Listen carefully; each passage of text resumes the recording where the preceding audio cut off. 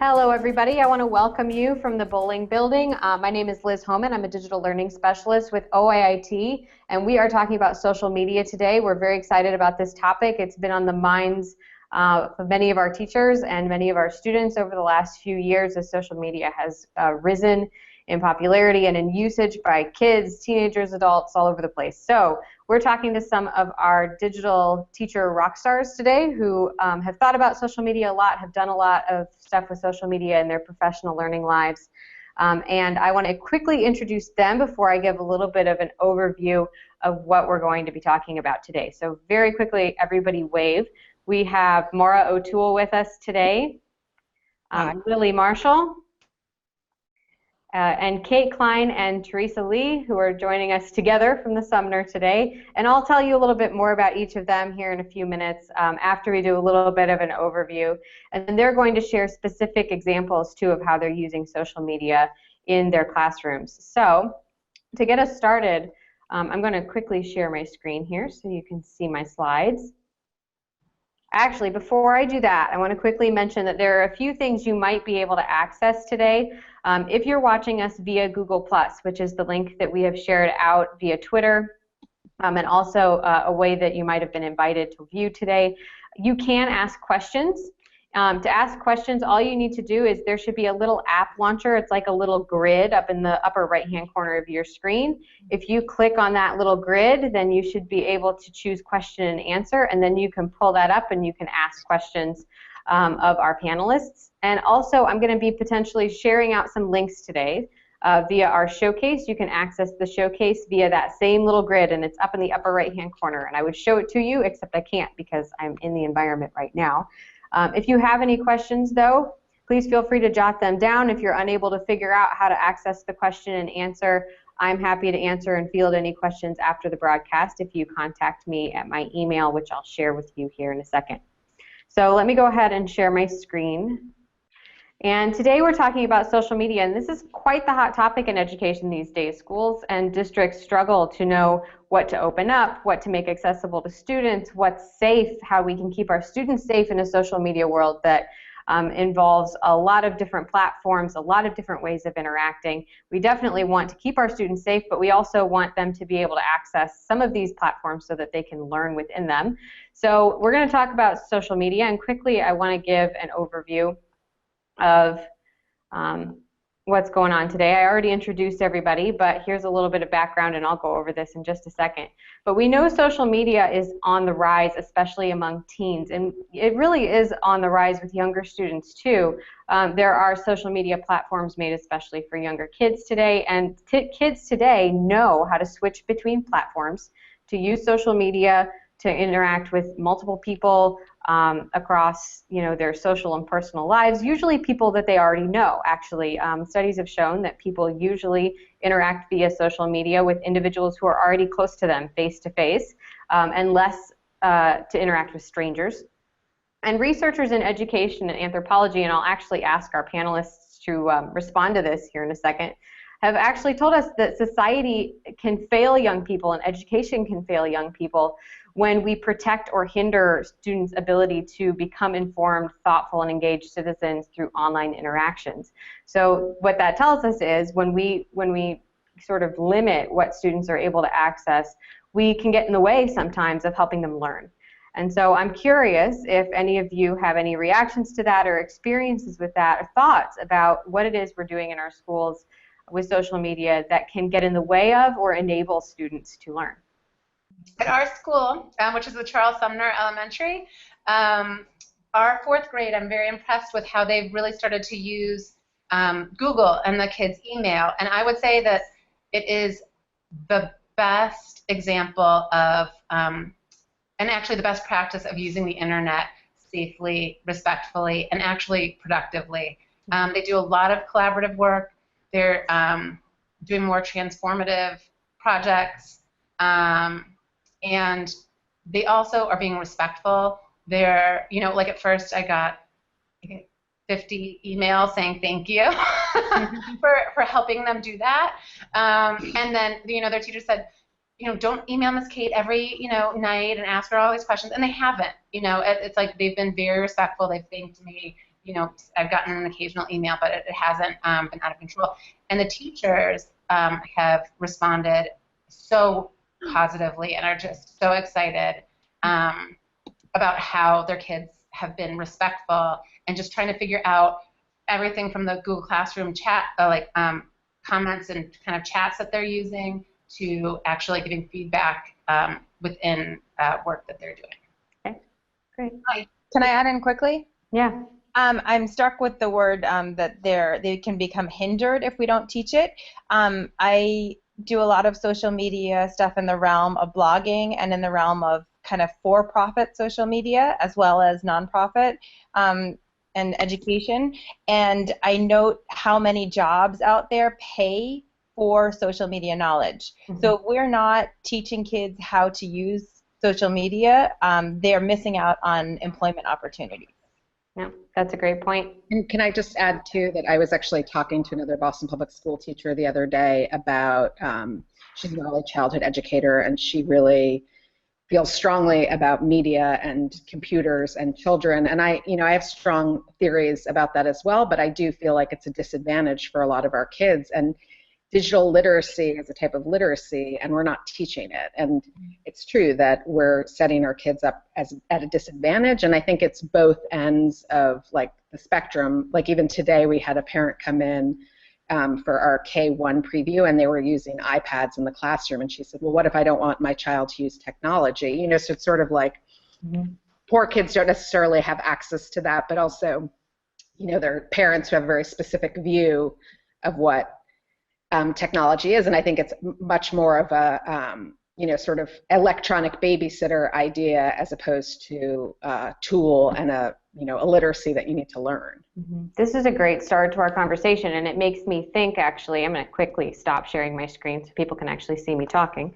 I'm going to quickly add in, too, that we were talking to students not too long ago. These were high school students, and they said, there's a big difference in how some teachers use technology and some don't, and when it's used as that babysitter concept that Maura was just talking about, it doesn't work. So students said, I would much rather have a rich discussion in class than use technology. If the technology is going to get in the way of my learning, then I don't want it to be there. But when it's used to collaborate, when it's used to share, when it's used to create, it's a lot more fun. And they said, we have some teachers who really do that very well, and then we have some teachers where, we sit in front of a computer and we take a quiz, and that doesn't always help us learn or do new things that are creative. And so that's a great point. I really like what you're pointing out too about career opportunities that students have because they know how to work in social media. That's a huge sector in business these days, in profit and in nonprofit.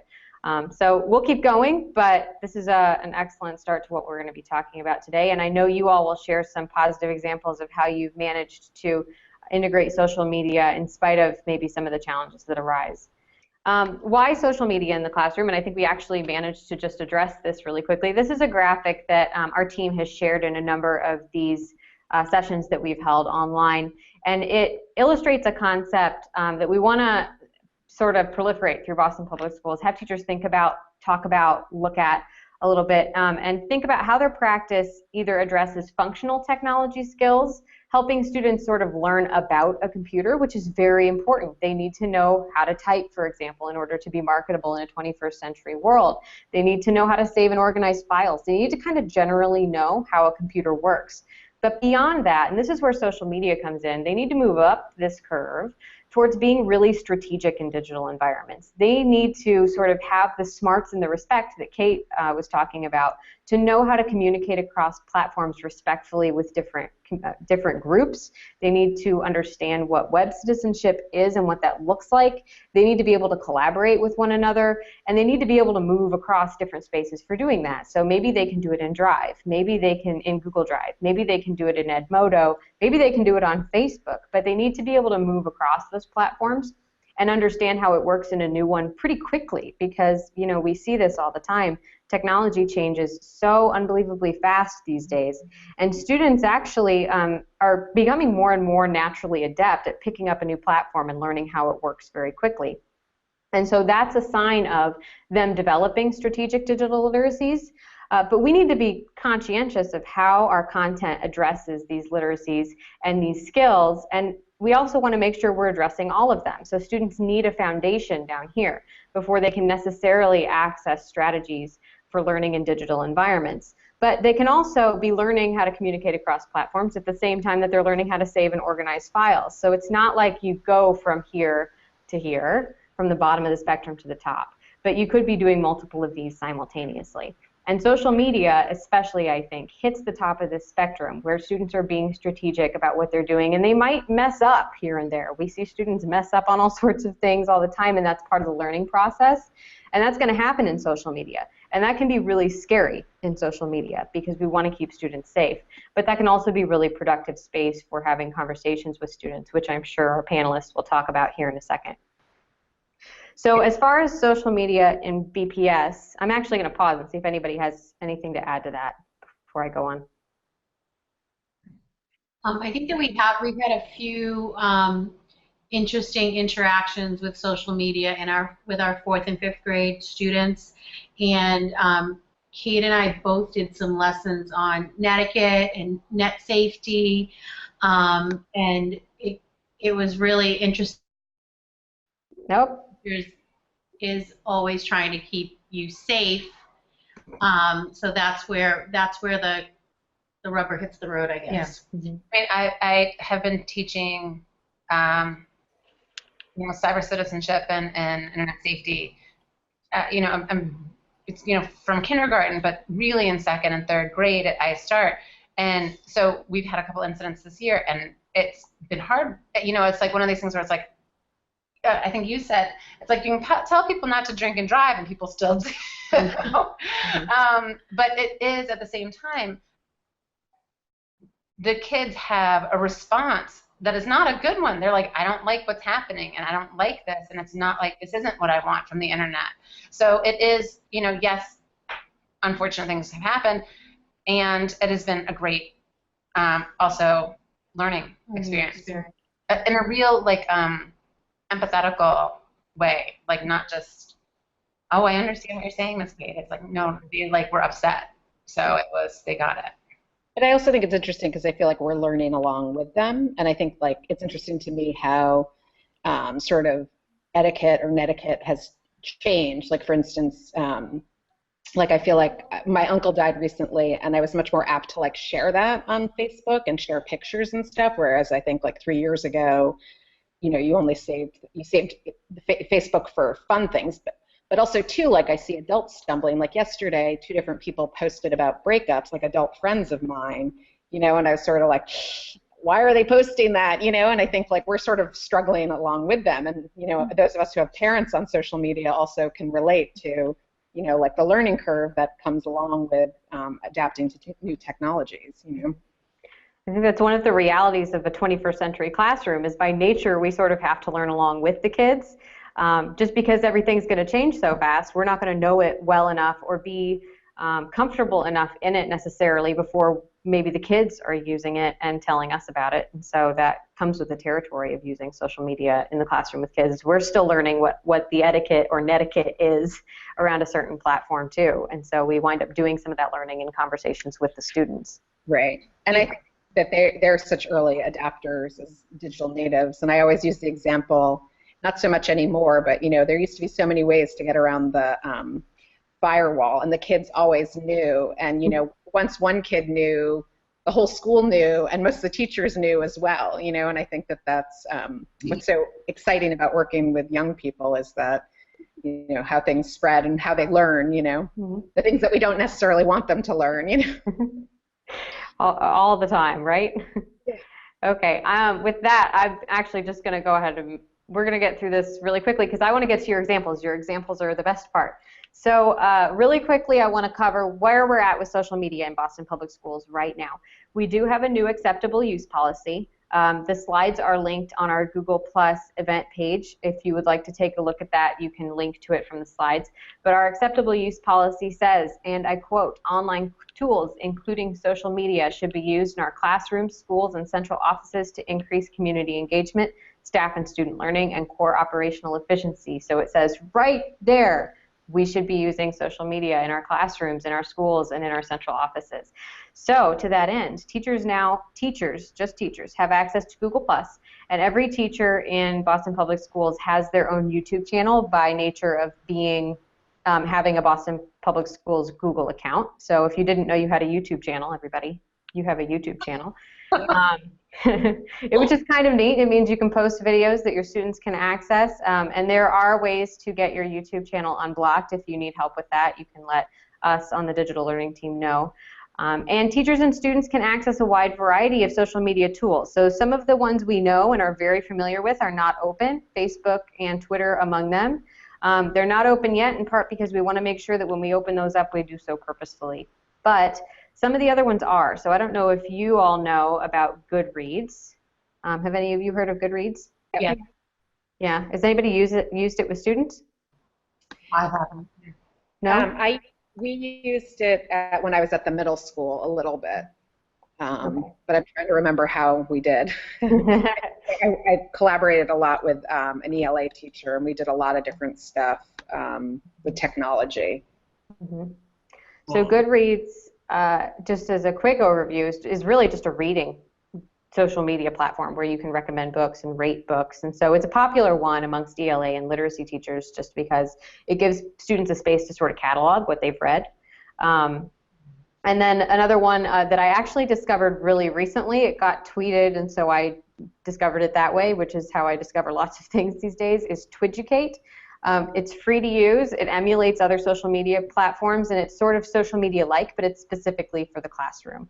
And so it sort of creates this little forum space where you can invite students to a classroom. They don't have to have an account, and they get a classroom code, sort of like Edmodo. And I'm wondering if any of you have come across other social media platforms that are accessible at your school that you've managed to use with students. I use Instagram and Twitter all day on my phone, and I share with families. And what I share, some of the families follow me, and then our school has a Twitter account, and what I share gets retweeted, so everyone can see what's going on in our school. But I do that on my phone. Okay. Yeah, I mean, I have to say, so most of the social media I've done has been at home or after school, and it's been around the Mather 375 stuff. So we have a Facebook page and a Twitter account within school. I mean, honestly, like at my school, we're so not there in terms of technology. Like I think families are, but our teachers are not. And so I feel like we're just getting kids using Chromebooks with their passwords and usernames, So I think like teachers still just want to sign them on with students. So I sort of see next year like moving into all the different bells and whistles on the Chromebooks. But I also I link to a lot of different librarians who do amazing stuff with Vine and with all different sort of social media platforms that I would love to be able to do. And I have my eye on that for the future. Okay, great. We have actually the resources Maura was just talking about, we do have posted in these slides. I can go to the end here really quickly. If you want to access any of those resources, then you can access the slides via the link that's in our Google Plus event page, and these are some of the resources that Maura had shared with us. I just want to say that I feel like the Barrows, the Expect Miraculous, he does a lot of stuff like Kate does with her kids, sort of interdisciplinary projects with elementary school kids, and he's really inspiring. Great. Okay, now I'm going to turn it over to all of you. And these are just a few questions to help us frame the discussion.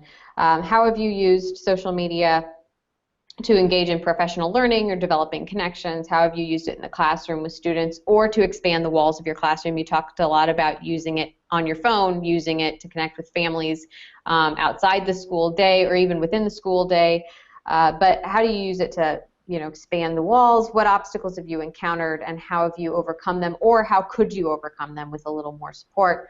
What kind of support would you need? And then if anybody has any other questions, you can use the Q&A over in the Google Hangouts app. And if I'll say it one more time in case you missed it before, if you want to ask a question, you can click on the little apps launcher. It's a little grid in the upper right-hand corner. There should be a Q&A option, a little blue icon, and if you click on that, you should be able to ask questions of the panelists as we go. So I am going to start with Lilly and have her share an example of how she's used social media in her professional learning or with her students. So take it over, Lilly. Thank you. So I use it to model how I want students to use it. And what I mean by that is I write articles for other things. Often they're about education or global education. And then I use social media, Twitter, Instagram, Facebook, etc., to share those articles and to connect them with other people.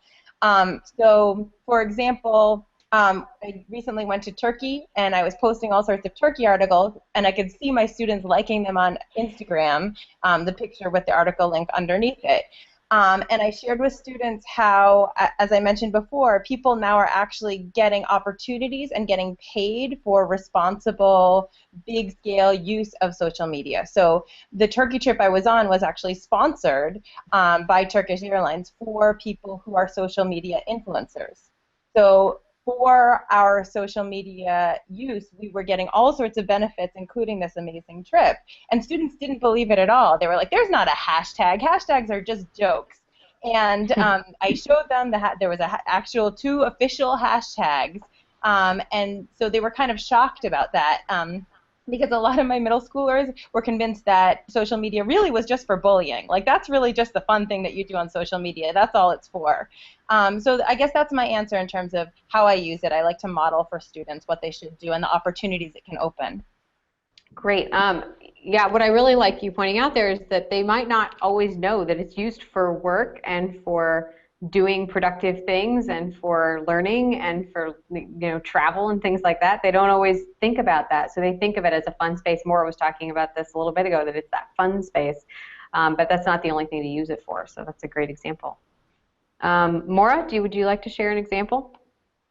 So I follow a ton of different like librarians on Twitter, and I'm constantly learning, and more there are different Facebook groups that have, instead of, I feel like people are moving away from listservs and moving on to Facebook, which is really interesting because it's so unedited, and I think in the early days of the internet, it was way more anonymous, so you can sort of really get a picture of who people are, even when you're, working with them professionally.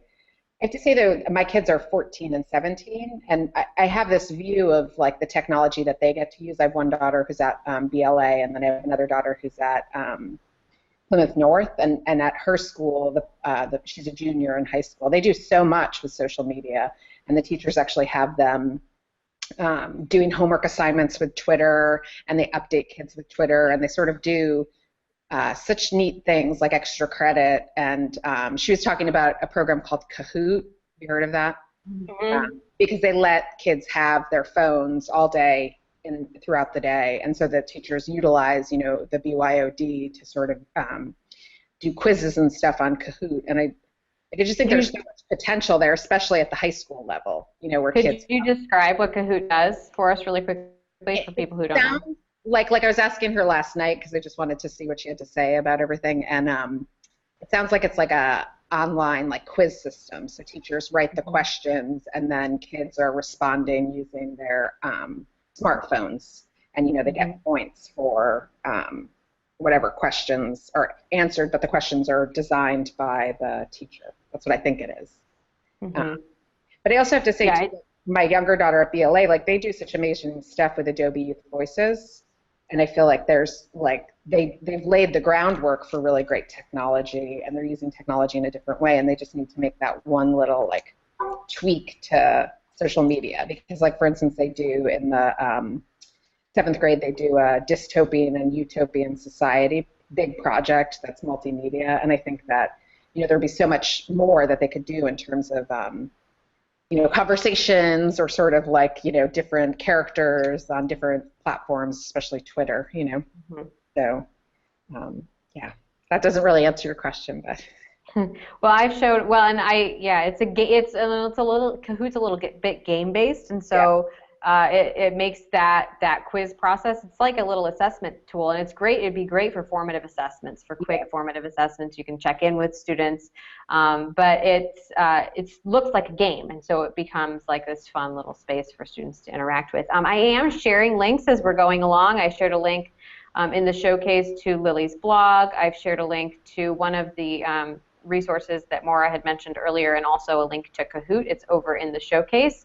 So if you're not sure how to access the showcase and you're watching from Google+, that's key, then you can access that via the little grid that's in the upper right-hand corner, and you can get access to those links. And then the other thing I'll do is add these to our slides after we're done. So for anybody who's watching, you can access those things via Google+ or via our slides after we're finished. All right, I'm going to turn it over to Kate and Teresa and have them share a little bit about how they've used social media. Do you want to talk about? Let's talk about social media. Let's talk about social media and how it's been awesome. Oh, well, I'm going to share the screen. Okay. So if I look confused, that's why. Hello. So we've collaborated on a number of projects over the years. As I'm a science specialist, Kate's a technology specialist, so there's a lot of overlap where we can work together and we enjoy collaborating with each other.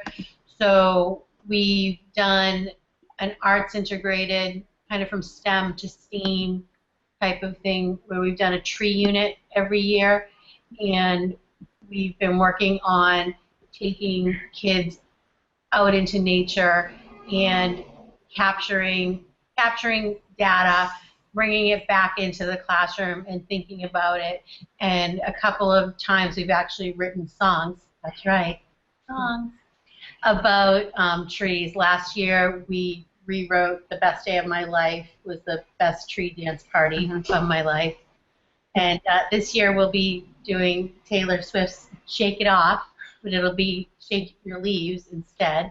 And we've also brought in our music specialist to help us produce that, just to give it a little bit more of a polished edge. So I think Kate's sharing a picture of that now. Yeah.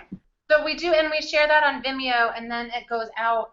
And I mean, the videos, both of us, you make videos of student work a lot. I would say every term we each do 1 or 2 videos, like big kind of videos. And it's so nice because the students, families see them, and then they share them beyond that. So it does, and going to the, it takes like learning outside of the classroom. It's like, yeah, we did this project in the school, so it takes it from the school out. We don't have, kind of like, why do I have to learn that? Yeah. Well, because now that you know that, look at what you can do. It's amazing. Yeah. I think. Yeah. In my opinion. It is. And there's, let's see, maybe I'll just talk about Papa Cloudy. Go Papa Cloudy. I'm going to screen share about, I saw a video that was about Papa Cloudy, and the video, and so I shared that with my students, and then we did these projects based on Papa Cloudy, and I put it together as a movie. And in my process of doing this, I actually involuntarily got in touch with and met the filmmaker who made the movies, the Papa Cloudy movies, and she started following me on Vimeo, and she saw our video, and I sent it to her. I sent the video that the kids made, and this is what she did in response. So if you guys haven't, I'm not going to play the whole video, but I did want to share it with you because it's kind of, this really, I mean, this is transformative. To me, this is a screen share. Hi.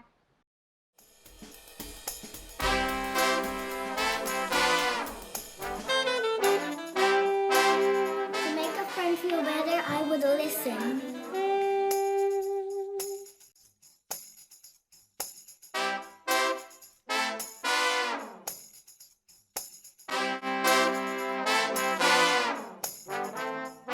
I wonder how Papa Cloudy sews the hearts that are broken.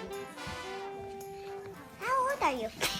Can I give you a heart? How can you make people feel so good? What kind kind of detergent do you use? Do you love everybody? I don't feel, I teach at BLA, so Maura, I don't feel a huge loss of social media, like, oh, if like it would be so much better if we could be on Twitter and Facebook. I do think it would open up a bunch of issues we'd have to deal with, so I do understand why you want to roll it out intentionally, if at all. But one thing and also the thing is, kids do it on their own a lot of times in a really nice, effective way, at least in our group of kids. But one thing that I really do like showing them how to do on it is, as they were referencing, connecting with famous people. Like, to me, that's the coolest thing about Twitter, is you can reach out to people in 2 seconds who actually might write to you back, like Bill Nye the Science Guy, or a singer, or some famous writer, and often they'll write back, which is really exciting both for kids and the teachers. Yeah. I had that experience too, where I tweeted out at an author who we loved so much. All my students loved her, and she sent us this huge box. Oh no! Oh no! We're losing everybody. I want to know what was in the box. Oh wait! Oh no! Maura's still with us. What did you send you a box? What's in the box, Maura? So it was bookmarks and stickers and badges and just like this amazing thing. And I told the kids, and then I tweeted back a picture, and like that sort of access to different people is so huge. Like, it's so huge. And I think such a great part of social media, like Lily was saying, I just shared, I'm trying to get Kate and Teresa back. Because we lost them. But I also just shared really quickly the Skype and author link over in the showcase. And if you can't see the showcase, if you just Google Skype and author, that's the two. And that's an option for bringing authors in via Skype, which isn't quite as social media-y as some of these other things that we're talking about. But it's one other option for making your classroom go global. And that's one of the really big benefits of social media that we haven't really talked about a whole lot yet, but it can really open up the walls of the classroom. So because it allows you to connect with people who are famous or not famous but far away, it can sort of expand the possibilities in the walls of your classroom. One thing that we really like about Google Plus and the Google Tools suite is Hangouts, is things like this, which we're doing right now, which allows us to bring together multiple people who are in different places and have a conversation about something. And that's something that you can do with your students too, if you can use Hangouts. I'm getting a message from Kate here. Yep, we're going to try to bring them back in. In the meantime, I'm going to ask this question and let you guys take it over really quickly while I try to get her back in. I hear a lot of people, a lot of you guys and them talking too about using social media to connect parents and connect community and pull them into the classroom space. I'm wondering how that's been transformative for your classroom and for your students in the classroom, in the space of the school. So when you can use social media to expand those walls, then what happens in the classroom that's different? So we did a lot of Mather 375 stuff this year, and we actually made a video to try to get Obama to come, which has been unsuccessful so far. But we had in the summer they did a lot of we hit the news, and so when the kids came back from the summer, they sort of had that connection where they'd seen us, and different kids had been interviewed on television channels and in the classroom, in the space of the school. Okay, go ahead, Maura. Sorry. And I just think we do a lot of author visits here too, and I just think there's this piece of where kids then have ownership, and they have that connection, and it makes such a difference. It's palatable, and them seeing those videos on Facebook and their parents sharing them, and they're sort of being a buzz about them, makes them relate to it so much more than just an everyday classroom thing. Gives them an audience, right? Right. Yeah. And also too, I just think even with teachers that we have, we do these different author visits, and through social media, not through social media, but I work a lot with them. And just the difference between once you know someone, personally, having that connection through Twitter, having that connection on Facebook, and sharing photographs and having people know what my library looks like and what learning in my library looks like, just makes such a huge difference, I think. Lily, were you going to chime in? I don't use social media explicitly about my classroom, except for very vague general things, because I really err on the side of not sharing pictures of my kids or specific about my students. But the way it has helped me with parents is, again, because I'm modeling professional social media use, a lot of parents will come up to me and say, oh, I've seen you online, I've read your articles, and I think that elevates their understanding of what I'm able to teach their students, teach their kids. Great example. Kate and Teresa, we are talking about how, and you guys were both talking about this too, so I want to bring you in on this question, how using social media to expand sort of the walls of your classroom, how that transforms the space of the classroom when you're in the classroom. So if you're using it to connect with parents, if you're using it to connect with the outside world, or to share Instagram photos of what's going on, what does that do in the classroom that's transformative for kids? I would say, both of us take pictures of our classrooms, what we're doing in the classrooms, and of our kids. And I think part of it might be an elementary school thing also, where families are connected in a different way than in middle and high school. Also, we have to be very careful with who has media releases and who doesn't. So that is, I would say I use it a lot and directly. And I like to use it to link families to resources that are available online to kind of extend the learning day and give them sometimes snippets of what's going on in the classroom. I made a Vimeo video about how to build a blubber glove because we had done that and they all wanted to do it at home. So I said, well, I'll make a video and then your parents can watch it and, get some Ziploc bags and shortening and enjoy. Yeah. That's a fun way to bring learning back to the parents. And that came in really handy. And that was something that I was like, this is why we need, more people using technology, because the snow days didn't have to be so disastrous if we were on using Google. I could have set up a Google Hangout. Yeah. And and again, it's like, we don't even have to be, it's not like, teachers have to show up and do all this crazy work. It's like, read for 45 minutes and come and check in with me, just, it doesn't have to be this intensive, I need to sit in front of a computer all day or whatever.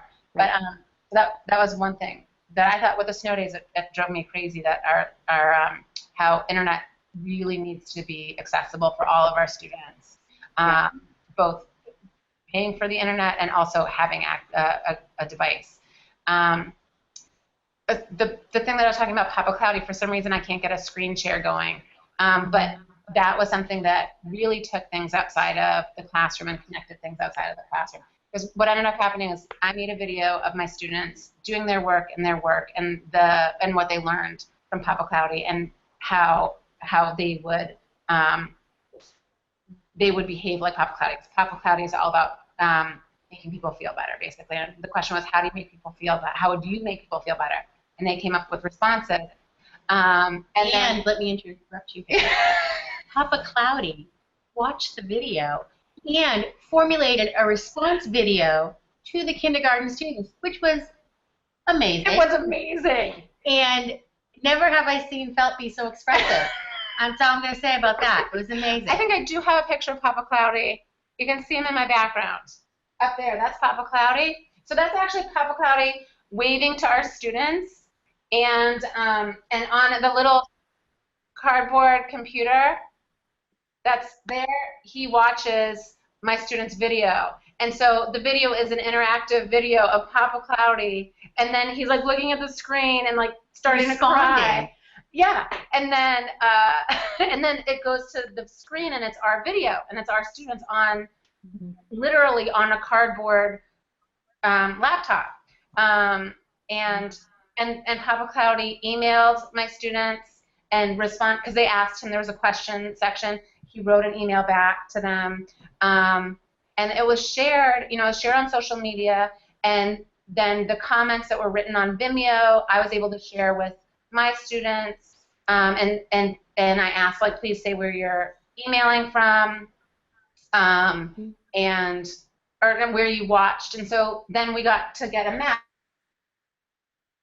People actually that responded saw the video, and it was all over the United States, and there was people in England who had watched it. So it really, the excitement and the pride that it made for me, our school, for the kindergarten and first grade, but also for the fifth grade, and to use social media in a way, like, I can tell them, and as I say, I tell them over and over again, look, this isn't a digital footprint, it's a digital tattoo. This stuff is going to be with you. Don't do anything stupid on the internet.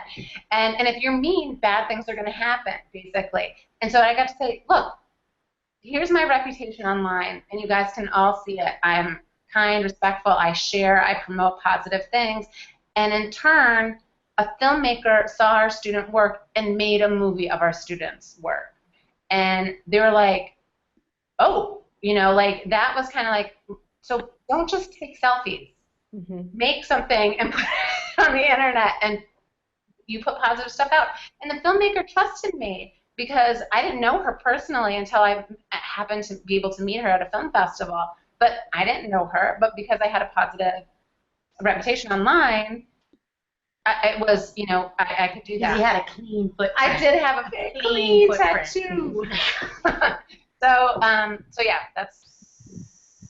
I just have to say though, I've known Kate for a really long time, and like besides BPS, but I'm always so impressed with like the stuff that she does. Like a couple of years ago, she was going to do a Valentine's Day walk, and have it shaped like a heart, and then do Google Maps, to show the kids how it actually like made a heart shape, in the arboretum or whatever. And I just think she really pushes the envelope in terms of the diversity of,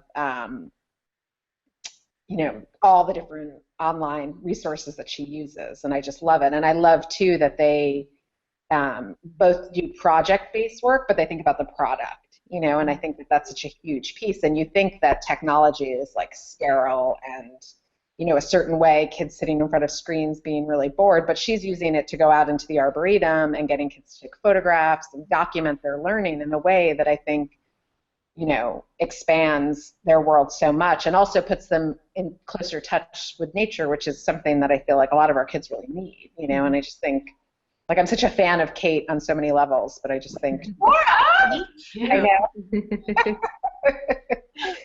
Well, and what I like about what you're pointing out there too is that, and this is something that actually our new superintendent has been a big proponent of, this concept of having the 3 screens idea. Have you guys heard about this? No. The idea that students, and it's not that students need to be in front of 3 different screens at a time or every day, but the idea that students use a screen to consume information, to see and view information, to share information, and to create information. Sometimes we lose track of those last 2. Right. Sometimes we just have students absorb information from the internet, or we have them do online research, but then for some reason they're writing their research paper out instead of creating something new or something multimedia, something multimodal based on their research in the computer, and then sharing it out with other people. And so one of the things you guys have highlighted a lot is that your students, even if they're not the ones doing the sharing, even if they're not the ones that send the video out into the world, they see it get sent. Or they see what Lilly publishes, and they see that get sent out into the world and shared, and then they have discussions about what the implications of that are. And if we have students not just sitting in front of a computer consuming, but also creating new things and sharing those things and giving those things an audience, that's a lot more powerful, and we need to make sure we don't lose sight of those last 2. The other thing I want to say before I ask you guys if you have any last comments is that the other thing I'm hearing from you is that you model. You model these practices for your students all the time, that you show them how you interact and you create a positive reputation for yourself online, and you have a professional self that you project online, and they see that as in a way that, we don't always expose ourselves to our students in that way. We don't always show them how we as human beings beyond the space of the classroom interact with the world, but if we do show that, if we do model that, they get to see what some of the consequences could be And those are positive consequences, right? I do positive things online, people see it, people respond to me, and look at the connections I'm able to make as a result. Look at the connections our class is able to make as a result. And so I do think that that's a really big takeaway from this, is that modeling piece is really important, that we can show our students from what we do how to interact well online without necessarily needing to get them into Facebook or Twitter in the space of the classroom, but just by sharing what they're doing and giving them an audience out and expanding the walls of our classroom.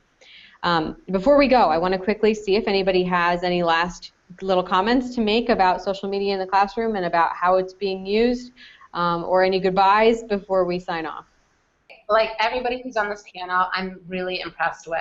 And I do think that what you're saying about being a good model is so critical. I really try and teach, my students about coding. I'm teaching my students about coding, and I like stress that this is a job you can have. That, this is it. And what we're doing, you're having fun with. They like love it. They have so much fun doing it. And I'm like, this is a job you can have, and this is where you start. And so please just keep going. And I think all the teachers here actually use the internet in ways that are actual models. And I mean, Lilly's traveling around the world, and that's one of the things I say to my students. I'm like, look, you want to go somewhere? We make movies, we do this. Those are jobs you can have where you travel the world. And and it's really everything, that I think we're all doing, that we are trying to model, and it's so important for our kids to see and do, and know that it's an accessible thing. And I think that's something the internet is super powerful for, that this stuff is now accessible for everybody, and don't forget it. Yeah. And also the sense-making piece, just being able to have them produce something and share something that shows what they've taken and synthesized and made sense out of and put back as a product is, I think, a thing where we have a lot of potential to work with our students at the elementary level. And use that as a resource too. So it's like we can use our songs to teach. So our students are now teaching the next second grade with their songs and that kind of stuff. Get ready for the download. It's coming. I can't wait for that. I'll email you. But I just think that too, like the product piece of it, I think like social media can be somewhat, it is a digital tattoo, as you were saying, but sometimes it's so fleeting.